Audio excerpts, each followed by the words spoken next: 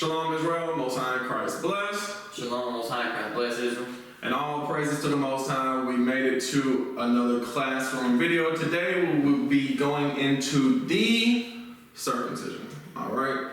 So we're going to start where circumcision came from. Alright? Genesis 17, we're going to start with verse 1.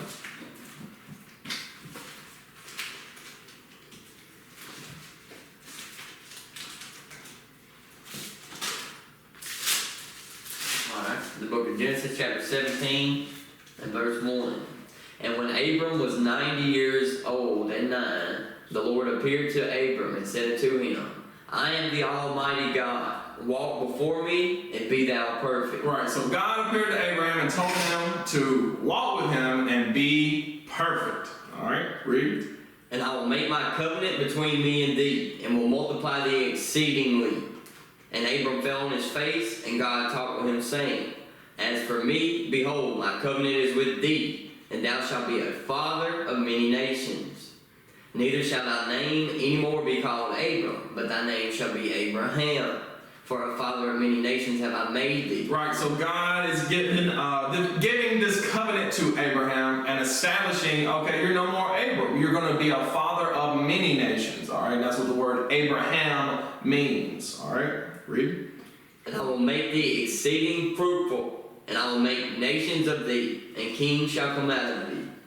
And I will establish my covenant between me and thee, and thy seed after thee, and their generations for an everlasting covenant, to be a God unto thee, and to thy seed after thee. Right, so God said, I'm going to make a covenant, an agreement with you and your children, your descendants after you. All right, read.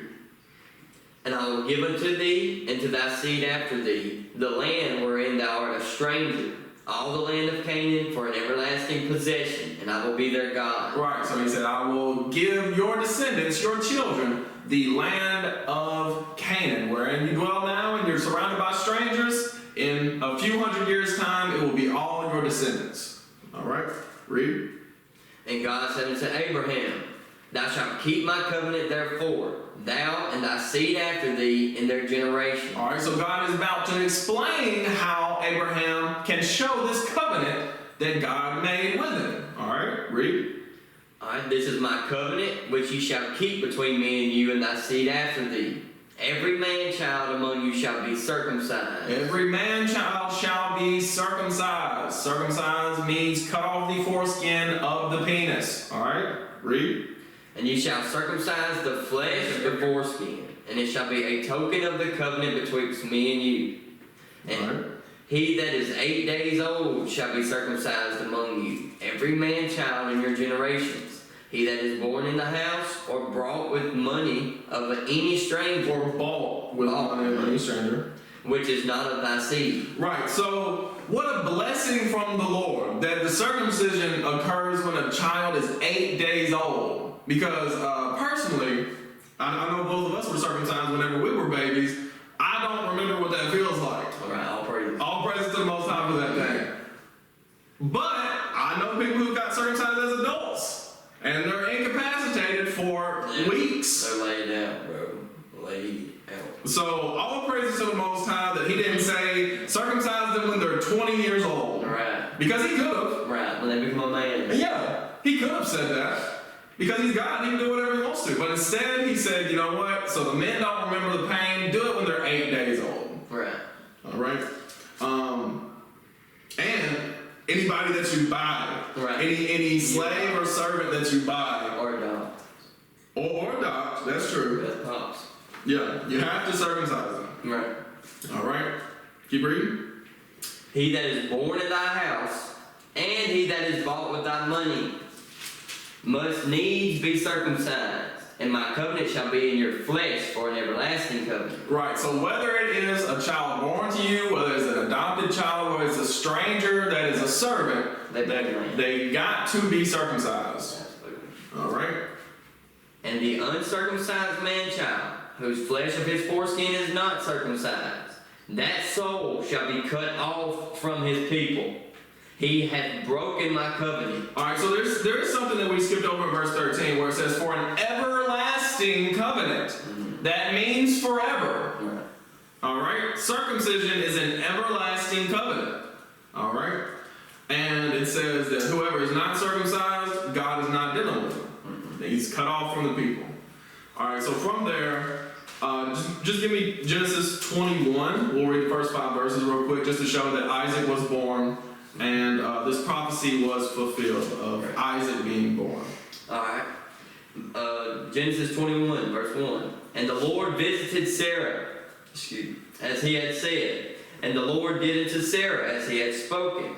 For Sarah conceived and bare Abraham a son in his old age, at the set time of which God had spoken to him. And Abraham called the name of his son that was born unto him, whom Sarah bare to him, Isaac. And Abraham circumcised his son Isaac, being 8 days old, as God had commanded him. Right, so Abraham did exactly with his son as God had commanded him. Alright, read. And Abraham was 100 years old when his son Isaac was born unto him. Alright. So Abraham, I think we skipped over this in chapter 17, but it's fine. Abraham circumcised himself and his son Ishmael, and right here he followed the commandment of when they're 8 days old. Circumcise your sons. Alright? So from there, give me Leviticus 12, because Leviticus 12, start with verse 1. We know that after Abraham, and specifically during the days of Israel, our forefather, we went into Egypt. And then we grew, we were in slavery in Egypt, we grew as a people until we came out a full nation of people, but we didn't remember our customs and our laws. So Moses had to write them down for us. And this is what Moses wrote concerning circumcision. Leviticus 12, start with verse 1. Alright. The book of Leviticus, chapter 12, verse 1. And the Lord spake unto Moses, saying, speaking to the children of Israel, saying, if a man hath conceived seed, and born a man child, then she shall be unclean 7 days. According to the days of the separation, for her infirmity shall she be unclean. Right, for 7 days, the woman is unclean after the birth. Alright, read. And in the 8th day, the flesh of his foreskin shall be circumcised. Just like what the Lord had told Abraham, on the 8th day, after those 7 days of uncleanness, right, on that 8th day, the child needs to be circumcised. Alright, the young boy needs to be circumcised. Read. And she shall then continue in the blood of her purifying 33 days. Right, 33 days, right? So this is getting the woman's body back clean. Right, back clean in the eyes of God. Right. All right, so this takes 40 days with male children. Right. Read. All right. She shall touch no hollow thing, nor come into the sanctuary until the days of her purifying be fulfilled. Right, because once something or someone unclean touches a priest, that can ruin the whole ceremony as far as God is not dealing with the uncleanness. Right. All right? It's literally impossible for him to deal with anything unclean because he is perfect. Mm-hmm. All right, keep reading. Yes. But if she bear a maid child, then she shall be unclean 2 weeks, as in her separation. And she shall continue in the blood of her purifying 66 days. Right, so in the case of a male child being born, the woman is unclean for 40 days. Yeah. Whereas a female child being born, she's unclean for 80 days. All right, it's double. Yeah. All right, read. Alright, and when the days of her purifying are fulfilled for a son or for a daughter, she shall bring a lamb of the first year for a burnt offering, and a young pigeon or a turtle dove for a sin offering, unto the door of the tabernacle of the congregation, unto the priest, who shall offer it before the Lord, and make an atonement for her. And she shall be cleansed from the issue of her blood. This is the law for her that she has borne a male or a female. Right, so notice, God didn't give the instructions of sacrifice that come with circumcision and the birth of children in the days of Abraham. Right. He gave that during the days of Moses. Right. Because there was no Levitical priesthood during the days of Abraham. Exactly. Alright, so finish that out with verse 8. And if she be not able to bring a lamb, then she shall bring 2 turtles or 2 young pigeons, the one for the burnt offering and the other for a sin offering. And the priest shall make an atonement for her, and she shall be clean. Right, so when it says turtle right there, it means turtle dove, another type of a pigeon or dove. But from there, let's get Joshua chapter 5, starting with verse 1. Alrighty. So here we see the different stages that circumcision has taken amongst the people, amongst God's people. Alright? Alright. The book of Joshua, chapter 5 and verse 1. And it came to pass, when all the kings of the Amorites, which were on the side of Jordan westward, and all the kings of the Canaanites, which were by the sea, heard that the Lord had dried up the waters of Jordan from before the children of Israel, until we were passed over, that their heart melted, neither was there spirit in them anymore because of the children of Israel. Right, so these Canaanites are getting scared now because they see that the miracles of God are with the Israelites. Alright, read. At that time, the Lord said unto Joshua, make thee sharp knives, and circumcise again the children of Israel the second time. Right, so he said, you got to circumcise the children of Israel. Keep reading. Alright, and Joshua made him sharp knives and circumcised the children of Israel at the hill of the foreskin. Right, so they actually call that hill the hill of the foreskins because that's where all that generation were circumcised. Alright, read. And this is the cause why Joshua did circumcise all the people that came out of Egypt, that were males, even all the men of war, died in the wilderness by the way after they came out of Egypt. Read. Now all the people that came out were circumcised, but all the people that were born in the wilderness by the way, as they came forth out of Egypt, them they had not circumcised. Right, so the entire generation of children that were born in the wilderness, their parents didn't circumcise them. Okay. That alone should tell you that that generation that was in the wilderness were wicked and evil. Didn't want to get right. Didn't want to do what God said to do. Because we just read in Leviticus where Moses commanded them to do that, but they just didn't do it. And even told them down to how you behave after you have a child. Right. Man or woman. Right. So keep reading on that. Alright.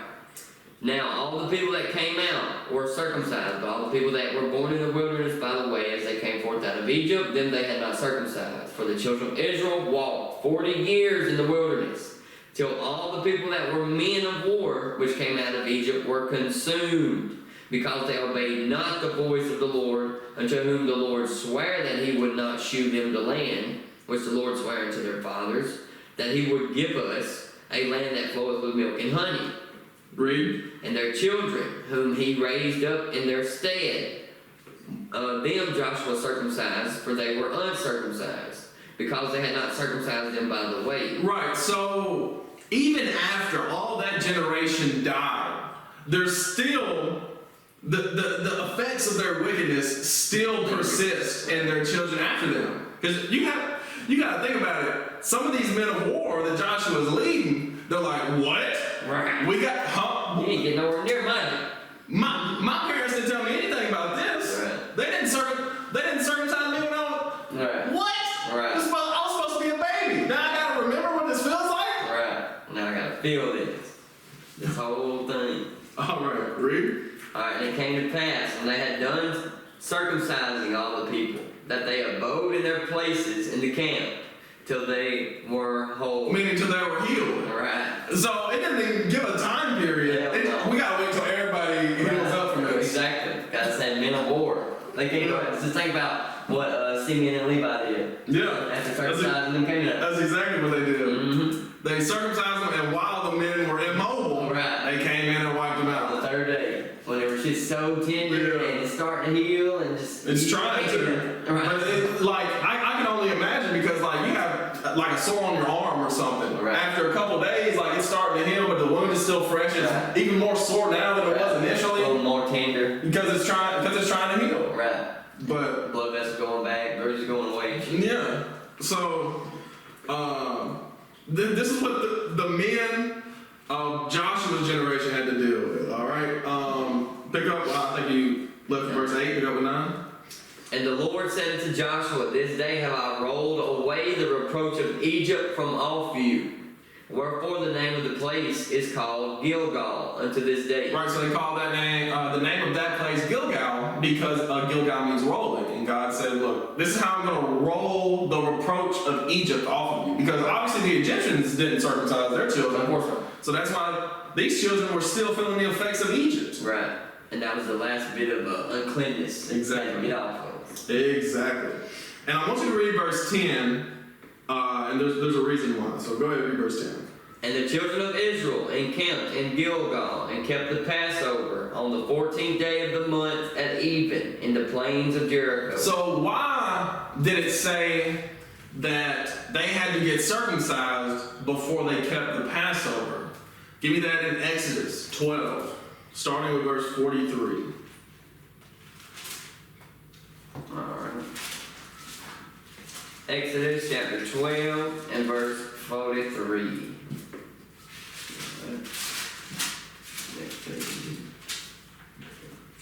And the Lord said unto Moses and Aaron, this is the ordinance of the Passover. There shall no stranger eat thereof. Right, no heathen is supposed to be eating of the Passover. Alright, read. But every man's servant that is bought for money, when thou hast circumcised him, then shall he eat thereof. Right, but a servant of yours that ain't going nowhere, once you circumcise them, they can eat the Passover. Alright, read. A foreigner and an hired servant shall not eat thereof. Right, so you might have a situation of like a foreigner just trying to move through the land to get through the Mediterranean. You housing them right now for whatever reason. You know, they need a place to stay, you want it to be nice. They can't eat the Passover.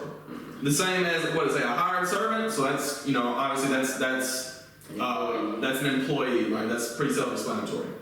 Alright, read. It also puts a difference in the servant in 44 and a hired servant in 45. Absolutely, absolutely. The servant that is in 44, that's why I specified that servant ain't going nowhere. A hired servant, you know, they're there for a time and then they leave, they got their own lives that they got to tend to. You can't just be chopping off their foreskin. No.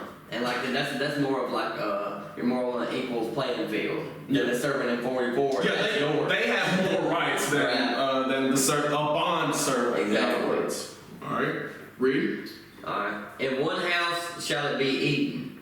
Thou shalt not carry forth aught of the flesh abroad out of the house, neither shall you break a bone thereof. Right, so you ain't supposed to be like taking home leftovers and things like that. Alright, or going and passing it out to other families who ain't doing the Passover. Exactly. Alright, keep reading. Alright. All the congregation of Israel shall keep it. All the congregation of Israel shall keep the Passover. Read. And when a stranger shall sojourn with thee, and will keep the Passover to the Lord, let all his males be circumcised. Right, so even a stranger that is just passing through the land, if he's sojourning with you, if he wants to keep the Passover, you got to be circumcised with all your males too. Absolutely. Alright, read. Alright. And then let him come near and keep it, and he shall be as one that is born in the land. For no uncircumcised person shall eat thereof. So that's what I wanted to get to. No uncircumcised person can eat the Passover.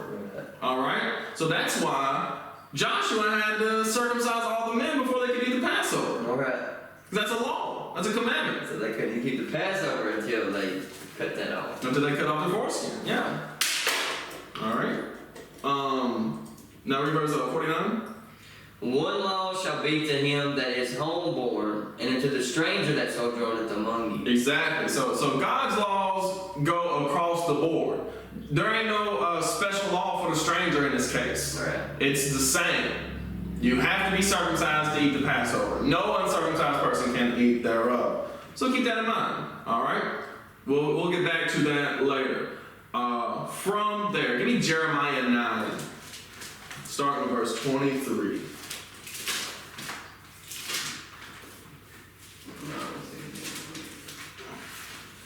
Jeremiah 9 and what? Start with verse 23. 23.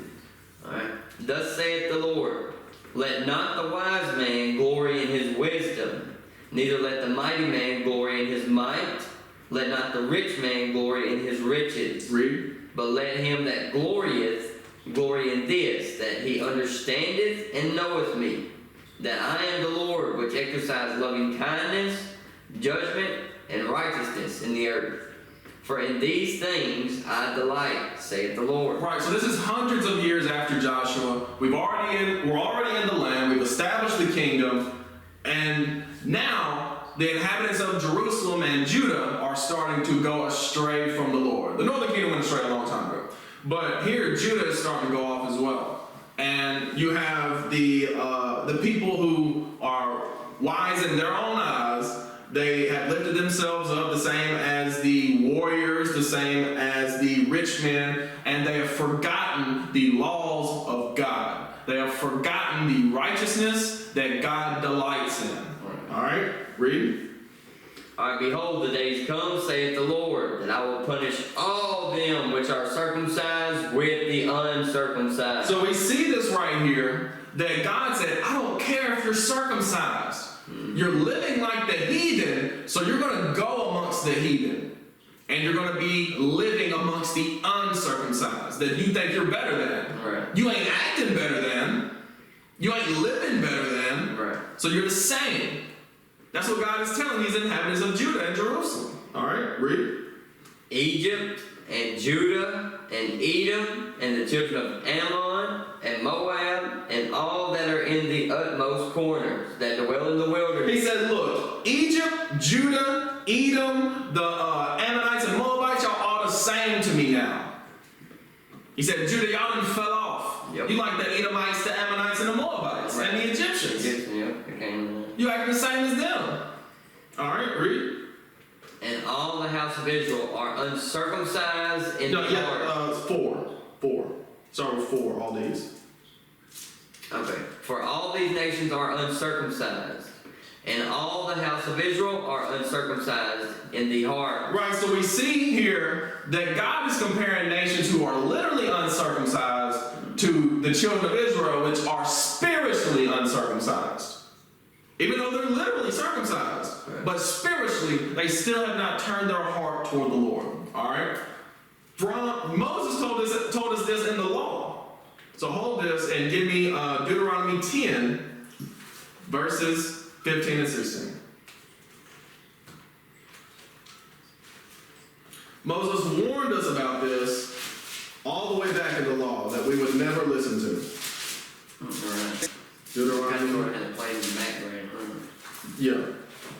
It's church service. Right. You go in there and you listen on what would have been the Sabbath, what would have been Saturday, and then you just live the rest of your week like nothing happened. Right, like normal. Yeah. 13, 15. Start with 15 and read 16 as well. Alright. Deuteronomy chapter 10, verse 15. Only the Lord had a delight in thy fathers to love them, and he chose their seed after them, even you, above all people, as it is this day. Right, so God chose us not because there's something special and inherent about us, but because he loved Abraham, Isaac, and Jacob, whose name was changed to Israel. All right? That's why God chooses us. That's why God loves us and is willing to set us above everyone else. It's not anything that we have done. People, especially the BHIs, they act like they're the hot thing in the world. It's not about you. God loves us because of our forefathers. Right. All right? The deals they made with him. The covenants that they made with the Lord, and they were faithful to him. Exactly. That's what it was. Yeah. The faithfulness. All right, now read 16. Circumcise therefore the foreskin of your heart, and be no more You stiff-necked. see it right there? So Moses was trying to explain circumcision represents something far greater than actually just, Cut the extra skin. Yeah, it's not about that. It's about being the holy seed. Right. It's about being the kingdom of priests in the world. Right. Above all people. Exactly. It's about being, not acting better than others, but living better than others. In humility and without pride. Exactly. I'm not going to say staying humble and meek.